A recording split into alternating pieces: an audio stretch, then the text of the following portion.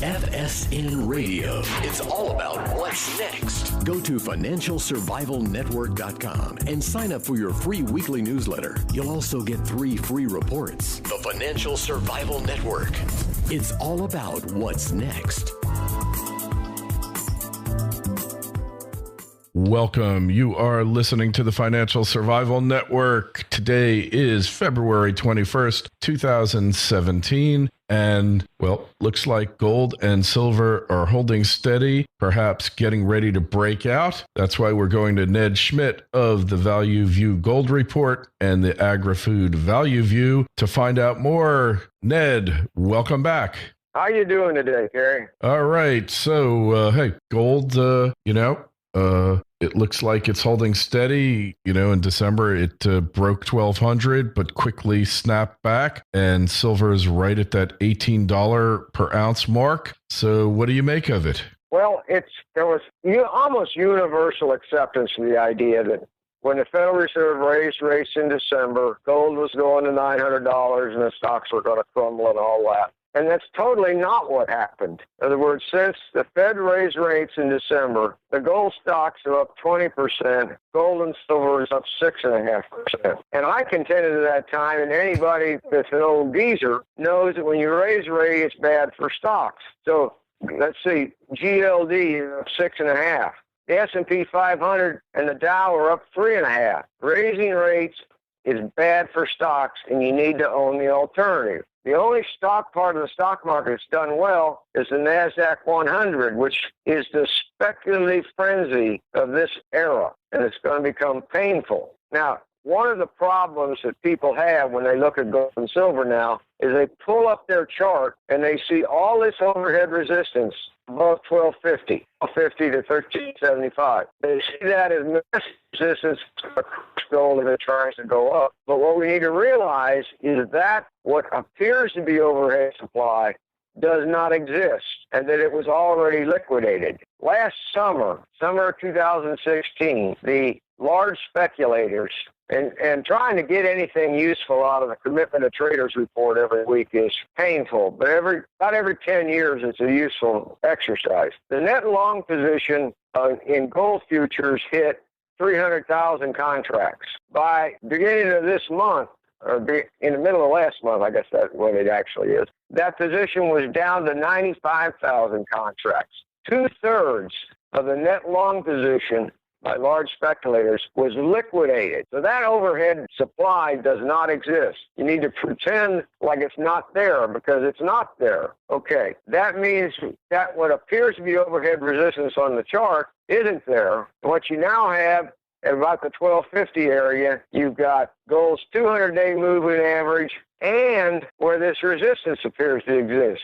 In other words, it's not going to take much to push that up. And if we look at silver, silver is the one that's been giving hints of higher prices all along. That net long position got to 95,000 contracts. It is today at 85,000 contracts. We've had a minute liquidation in silver, which tells us that somebody is bullish silver. And silver keeps giving us these hints. It will trade up intraday, and then gold will follow a few days later. So it looks like somebody is using silver to hedge their stock portfolios because they know that there's going to be a problem in the stock market. So I think silver is telling us where the road is going. And on an intraday basis, which I know most of us don't trade intraday, but anything in the 1825 to 1850 on an intraday basis is getting to mean that gold and silver are going to move higher. And what that's going to be, if you look at the news, the presumption has been that there is nothing Trump or the rest of the world can do that can stop stocks from going higher. Well, I assure you there always is. Otherwise, if that wasn't true, Kerry and I wouldn't be doing this right now, right? We would definitely be doing something else. So Trump, you don't think he could just keep the market going higher indefinitely, huh? Yeah, for a guy not even trying to get stocks higher. I mean, he said during the campaign he thought they were overpriced. So whatever he does, the talking heads on television can twist it into something good for stock, you know. The world will end tomorrow. What do you buy? Contrary to popular opinion, huh? And I think the other thing is, it doesn't take much of an analyst, as we all read more than we should read anyhow. There's no bearishness no bullishness out there on gold and silver. You got a couple journalists that have to write a story every day, and gold and silver is their niche. But the universality of the bullish stock market story and no interest in gold, I still think it points to them having some merit. And the other thing is, Kerry, since the middle of last summer, we haven't talked about one fundamental fact in that whole period of time. I mean, fundamental economics, what's going on actually in the world, has been totally forgotten. When was the last time you had a serious conversation, Kerry, about the trade deficit? We have a trade deficit? I wasn't aware. Yeah, right. What trade Nobody deficit? even remembers that we have one. God, I forgot all about it. Thanks for reminding me and ruining the party. What about the federal government stuff, Kerry? How popular a story is that one? I thought they solved the problem. Didn't Obama take care of that? Yeah, and we have the same picture, Kerry, in the gold stocks, in the ETFs. Both of them are right at moving average, 200-day moving average. It doesn't take much. It's not going to take much to get those above their 200-day moving averages and moving higher. The reports that have come in from these companies have all been good, are going to get better, one or the other. So fundamentally, as companies, you can't be critical of them right now. So the gold stocks look poised to go higher. There's nothing to make them go down. And for a lot of people, they talk about the dollar, and of course you and I have talked about that dollars index before, how useless it is. I track 13 currencies. I run through a statistical model every week. The value of that model is that we can rank them in terms of their strength. In other words, which is really the strongest currency and which is really the weakest currencies. Well, of those 13 currencies, 8 of them are stronger than the dollar. The U.S. dollar comes in now at number 9, and it's been gradually weakening for some time. The 2 strongest currencies are the Russian ruble and the South African rand, followed by Australia. And it wasn't too long ago, Australia, everybody hated it. And so the only weak currencies left, weaker than the dollar, are the Mexican peso, the euro, the pound, and the yen. And so that really is just the trading basket that the street wants to trade. It doesn't have, so the dollar really is not strong. And of course, if we ever talked about fundamentals again, we'd find out the dollar shouldn't be strong. Right. So I'm really excited about gold and silver at this point. I don't see how we can get through the next year with 3 rate increases where gold and silver don't do better than the stock market. Mm-hmm. Because the mathematics of the stock market is stocks go down when rates go up. Yeah, always been that way. That's a fundamental rule, just like gravity. Yeah, it's always been that way since I can remember. And we got another positive picture in agriculture, Carrot. Mm-hmm.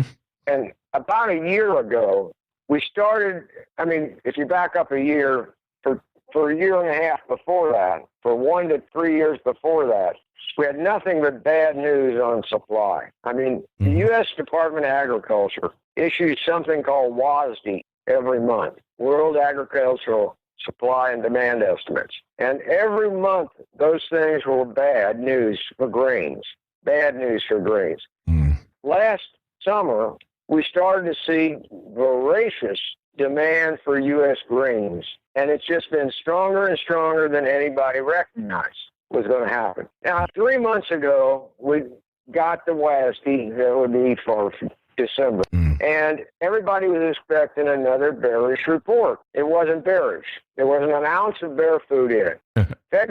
January, there's got to be bear food in this one. No bear food. February comes out. Not only was there no bear food, but there was some hay for the bulls. So what we finally got is a change in the taste of the news. The news in agriculture had been negative for 2 years, and it stopped being negative. So we've got a change in the trend in the news to a more favorable outlook. Right. At the same time, we saw massive lows last summer in the grains. Mm-hmm. And in October, my Agri-Food Price Index hit a bottom, and it's up 27% Wow. from that October low. The average, I follow 18 commodities. The average commodity is up 29% from the low of last summer. In other words, we take the rise from their lows of every commodity I follow, the average is up 27%. If we use that 20% rule, which is not worth arguing about, that's a strong move in the market. Now, let's look at the individual commodities. If we look at the individual commodities, 11 out of 18, or 61%, wow, of those commodities are up more than 20%. I think that if we were looking at a stock market and I told you that 61% of the stocks were up 20% or more, you'd agree that it's a bull market. Yeah. And so I think it sure appears like we've got an unfolding bull market in agri-commodities. Now, the three big ones, these are the three that the street thinks it knows something about. It doesn't know anything about them, but it thinks it does. That's wheat, soybeans, and corn.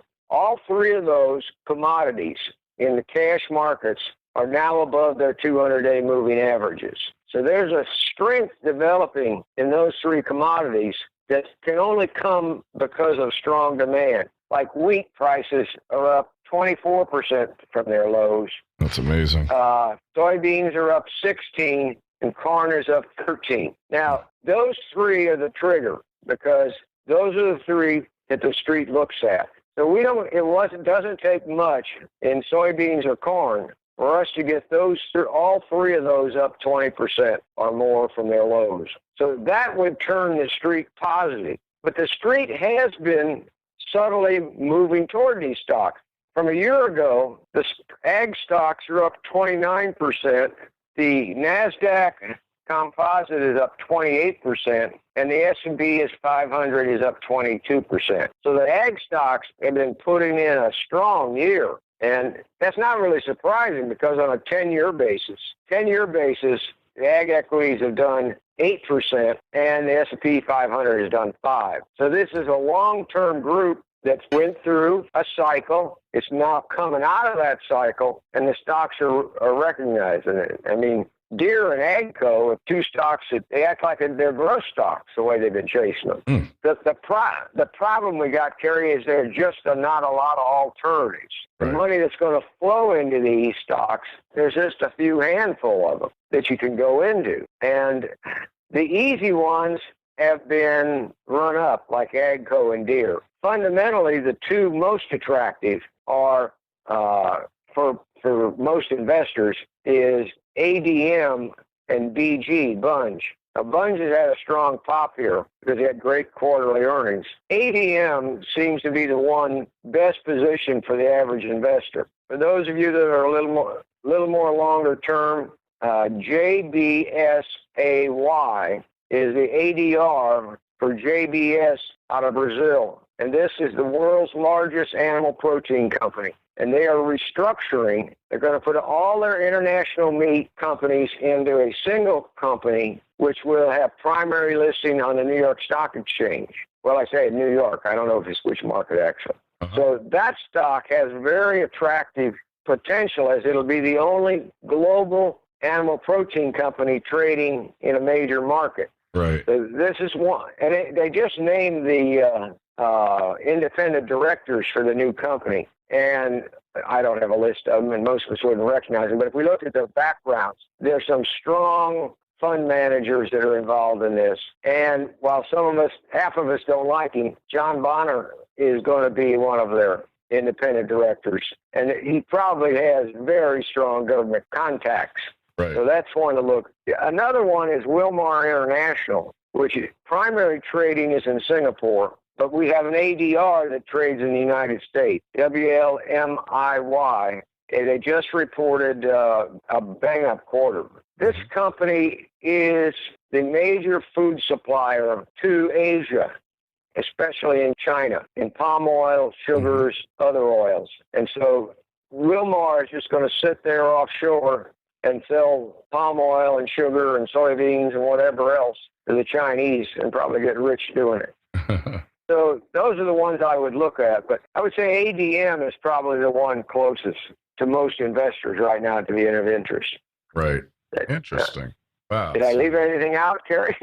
Yeah, I think you got it there. Wow, that's amazing. Huh. It's all happening pretty fast, isn't it? Yeah, it is. It is. And one of the things that people don't look at as much is the character of demand for commodities. People do not buy a bushel of wheat as a collectible. If they buy a bushel of wheat, they're going to eat it. Yeah, of course. And it disappears.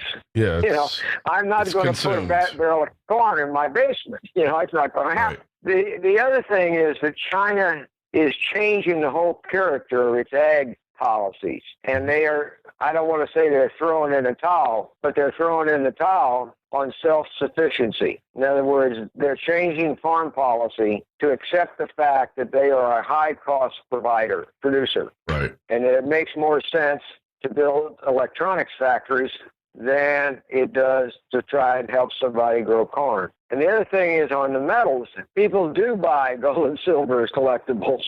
Yeah. And they're not going to sell it. I mean, I've never met an individual collector that ever sold a gold coin. Have you, Kerry? No, nobody. Never in my life. When they buy one, it goes somewhere to be hidden for their kids to figure out what to do with. And so the demand in these groups is far stronger than people understand. Yeah. That's about as bullish as I can get, Kerry. That sounds pretty darn bullish there, Ned, for sure.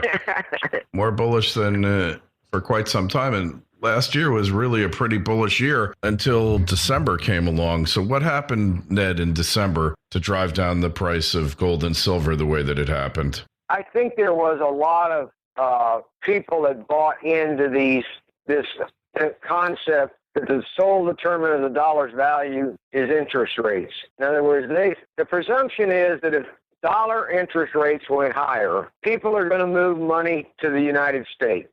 People don't move money like that. In other words, Joe O'Malley in Ireland that's got $100,000 in a CD or $100,000 in euro, he's not going to suddenly move that $100,000 to the United States for a quarter of a point in interest rates. Yeah. There are other things happening. In other words, our merchandise trade balance is negative $750 billion a year. So we're forking out $750 billion a year for televisions and automobiles. You can't offset that in the short run. I mean, over time. So in the real world, money does not respond. And the street's argument was it does.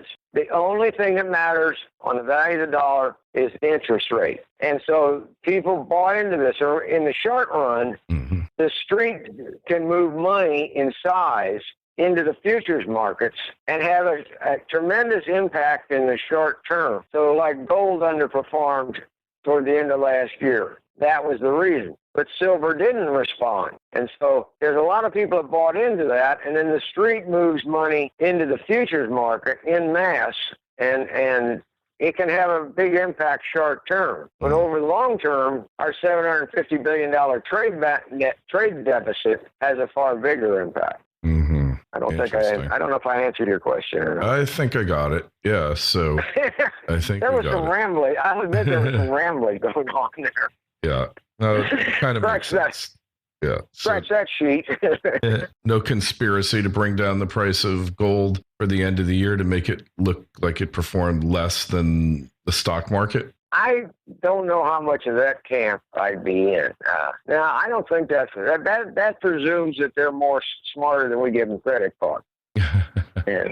Well. No, I think at the end of the day, they go to the bar and check how much commissions they made that day. I don't give them that much credit. I'm sorry. That's interesting. I find it fascinating, but you just never know what these guys are capable of. Is the thing. Well, if you look at the couple of instances where it appeared some salesmen or brokers were trying to, and I hate using this word, manipulate to me, it just looks like old-fashioned screw your customer. Yeah. Can I say that word? Is that what they do? Would they do such a thing? It just looked to me like old-fashioned screwing your customer, which has been known to happen over the years. Yeah, we've seen such things, haven't we? That's right.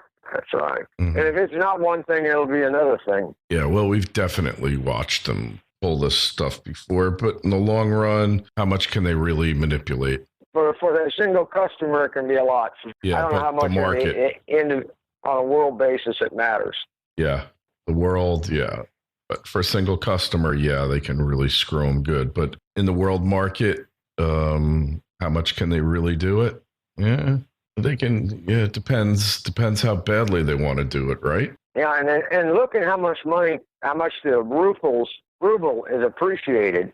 Yeah, I noticed. And how much Putin is how much he's worth. One of the best things that could happen to you is the U.S. get mad at you, put sanctions on you, and then take them off. Yeah, isn't that great?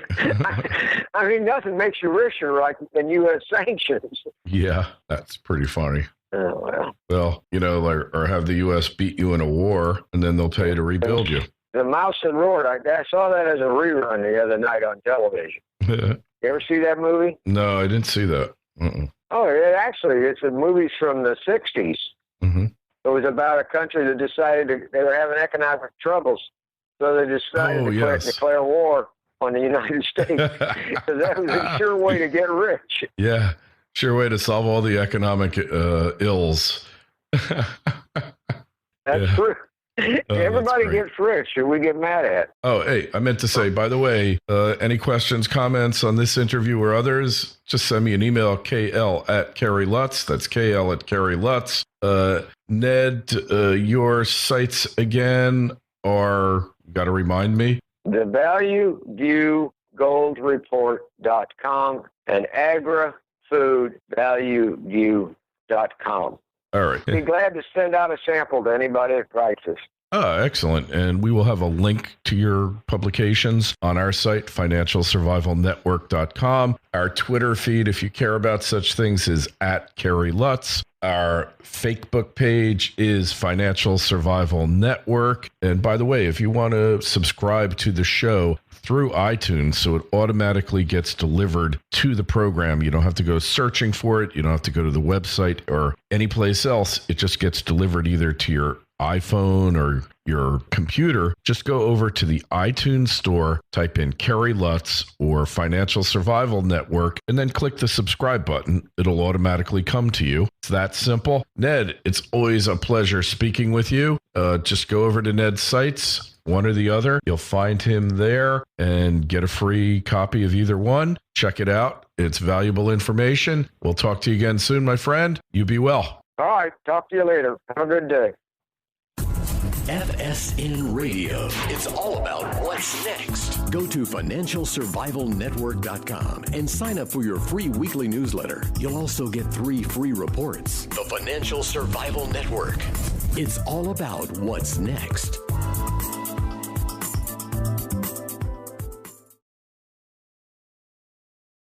It's holding steady. In December, it broke 1,200, but quickly snapped back. And silver is right at that $18 per ounce mark. So what do you make of it? Well, there was almost universal acceptance of the idea that when the Federal Reserve raised rates in December, gold was going to $900 and the stocks were going to crumble and all that. And that's totally not what happened. In other words, since the Fed raised rates in December, the gold stocks are up 20%, gold and silver is up 6.5%. And I contended at that time, and anybody that's an old geezer knows that when you raise rate, it's bad for stocks. So let's see, GLD is up 6.5.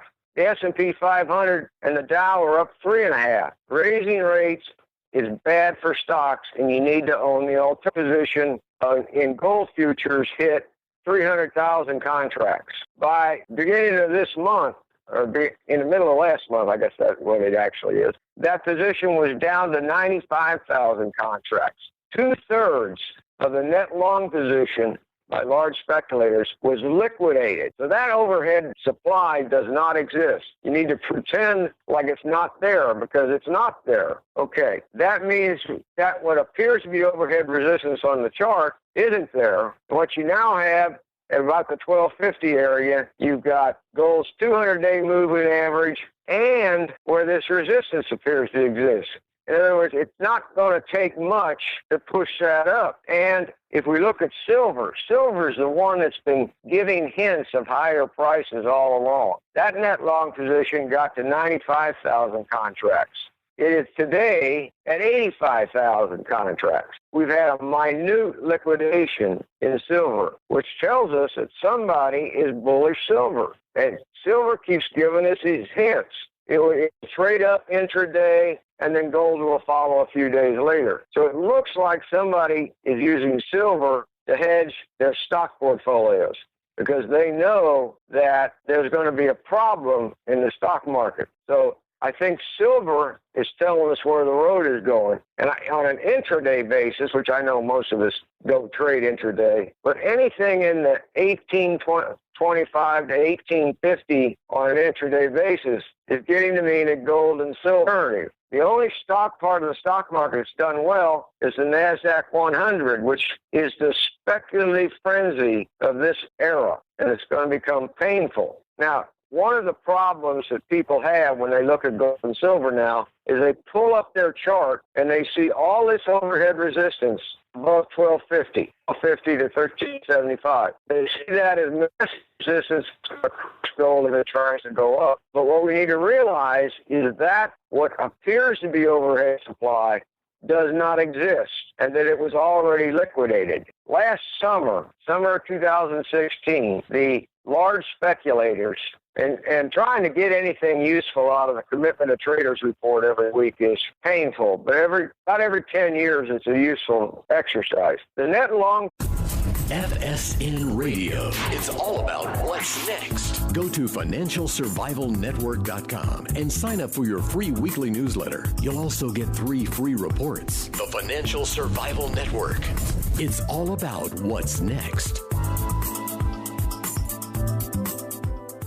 Welcome. You are listening to the Financial Survival Network. Today is February 21st, 2017. And, well, looks like gold and silver are holding steady, perhaps getting ready to break out. That's why we're going to Ned Schmidt of the Value View Gold Report and the Agri-Food Value View to find out more. Ned, welcome back.